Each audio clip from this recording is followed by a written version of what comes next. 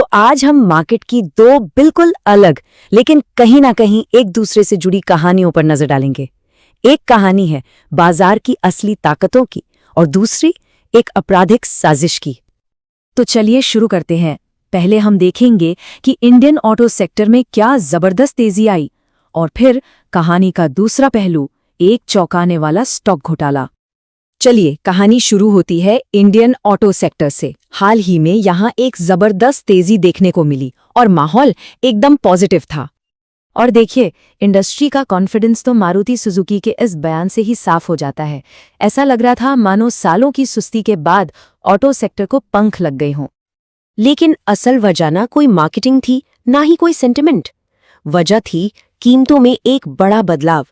GST में 5 से 10% की कटौती हुई और गाड़ियां सस्ती हो गई। बस फिर क्या था, जो डिमांड दबी हुई थी वो एकदम से बाहर आ गई। इससे पता चलता है कि इंडियन कस्टमर प्राइस को लेकर कितना सेंसिटिव है। अब जब डिमांड इतनी तेजी से बढ़ेगी तो दिक्कतें तो आएंगी ही, और सबसे बड़ी दिक्कत आई सप्लाई साइड पर। हालत ये हो गई थी कि फैक्ट्रियों को संडे और छुट्टियों में भी ओवरटाइम काम करना पड़ रहा था। मारुति के डीलर्स के पास तो बस 3-4 दिन का स्टॉक बचा था। सोचिए, लगभग 1,75,000 गाड़ियों के ऑर्डर पेंडिंग थे। और सिर्फ पेट्रोल डीजल ही नहीं, ईवी बनाने वालों की भी हालत खराब थी। उन्हें चीन से आने वाले जरूरी मैग्नेट्स की भारी कमी झेलनी पड़ रही थी। अब कहानी के एक और दिलचस्प मोड़ पर आते हैं। सेल्स तो बढ़ रही थीं, लेकिन क्या प्रॉफिट भी उतना ही बढ़ रहा था? यहीं पर असली पहेली छिपी है। देखिए, यहाँ दो चीजें एक साथ हो रही थीं। एक तरफ जब ज्यादा गाड़ियां बिकती हैं तो कंपनी की फिक्स्ड कॉस्ट हर गाड़ी पर कम हो जाती है। इसे कहते हैं ऑपरेटिंग लेवरेज। इससे मार्जिन बढ़ता है। लेकिन दूसरी तरफ कच्चा माल, मतलब स्टील, प्लास्टिक, ये सब भी तो महंगा हो रहा था ना। इससे हर गाड़ी बनाने का खर्च बढ़ रहा था, जो मार्जिन को नीचे खींच रहा था। तो कुल मिलाकर कहानी ये है कि फिलहाल तो जबरदस्त सेल्स की वजह से कच्चे माल का दबाव छुपा हुआ है, सब अच्छा लग रहा है। लेकिन जिस दिन ये सेल्स धीमी पड़ी, मुनाफे पर सीधा और बहुत तगड़ा असर पड़ेगा। चलिए, अब गियर बदलते हैं और कहानी के दूसरे ज्यादा सनसनीखेज हिस्से पर चलते हैं। ये कहानी है मार्केट मैनिपुलेशन की, एक ऐसे घोटाले की जहां एक लगभग मरे हुए स्टॉक में जानबूझकर तूफान खड़ा किया गया।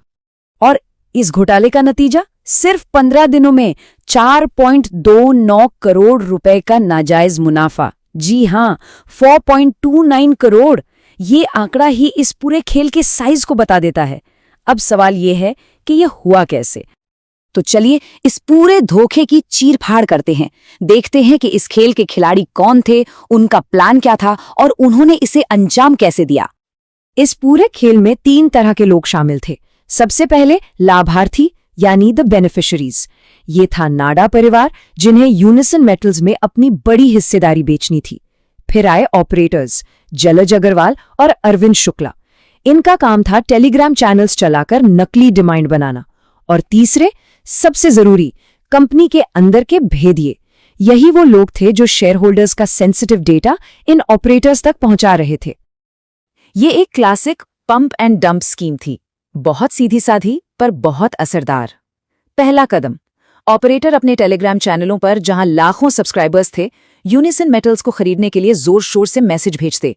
दूसरा कदम, हजारों छोटे निवेशक इन मैसेजेस को देखकर स्टॉक खरीदने दौड़ पड़ते, जिससे शेयर की कीमत आसमान छूने लगती। तीसरा कदम, जैसे ही कीमत टेलीग्राम पर बताए गए टारगेट पर पहुंचती, नाडा परिवार अपने बेचने के ऑर्डर लगा देता।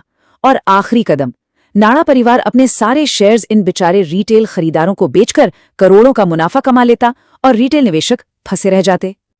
लेकिन कहते हैं ना, चोर कितनी भी होशियारी कर ले, कोई न कोई सुराग छोड़ ही जाता है। अब देखते हैं कि कैसे इन अपराधियों की अपनी ही गलतियां उनके पतन की वजह बनी। ये लोग बहुत चालाक बनने की कोशिश कर रहे थे। कैश के लेन देन के लिए हवाला जैसा सिस्टम इस्तेमाल कर रहे थे, जिसमें करेंसी नोट का नंबर पासवर्ड होता था ताकि कोई निशान ना रहे। लेकिन इतनी होशियारी के बावजूद अपने फोन को लेकर ये लोग अविश्वसनीय रूप से लापरवाह थे। और उनकी लापरवाही का इससे बड़ा सबूत क्या होगा?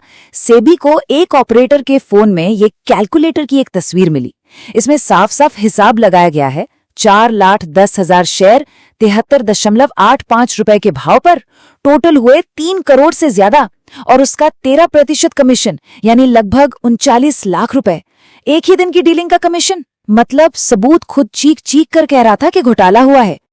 और ये तो बस शुरुआत थी। सेबी के हाथ सबूतों का पहाड़ लग गया। नाडा परिवार और अंदरूनी लोगों के बीच 49 फोन कॉल्स के रिकॉर्ड, ऑपरेटर्स के फोन से मिला लीक हुआ शेयर होल्डर डेटा, 12 में से 7 दिन टेलीग्राम का टारगेट प्राइस और नाडा परिवार के बेचने का प्राइस एकदम मैच कर रहा था। और अपनी चोरी छुपाने के लिए ये लोग रोज बाय वाले मैसेज डिलीट कर देते थे। सबसे बड़ा सबूत, 1 महीने में स्टॉक का ट्रेडिंग वॉल्यूम लगभग 7 गुना बढ़ गया था। इन सब के बाद बचने का कोई रास्ता ही नहीं था। तो इस पूरी कहानी का सार क्या है? एक सीधा सा सवाल खुद से पूछिए। अगर किसी को सच में किसी ऐसे स्टॉक के बारे में पता है जिसमें जबरदस्त उछाल आने वाला है, तो वो ये गोल्डन टिप 15 लाख लोगों के साथ मुफ्त में क्यों बांटेगा? सच्चाई ये है कि जो कोई भी ऐसे टेलीग्राम मैसेज देखकर स्टॉक खरीद रहा है, वो असल में निवेशक नहीं है। वो तो बस उन बड़े खिलाड़ियों के लिए एग्जिट लिक्विडिटी बन रहा है जो अपना माल बेचकर निकलना चाहते हैं।